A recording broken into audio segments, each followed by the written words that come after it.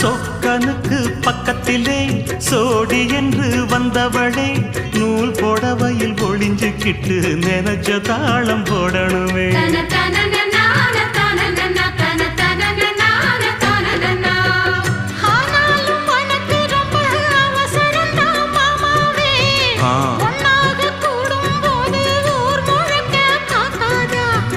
பார்த்தாலும் தவறு இல்ல பனியுறங்கும் ரோசாவே உன்னால சொத்த வச்ச மூக்குலதான் வைக்காதா.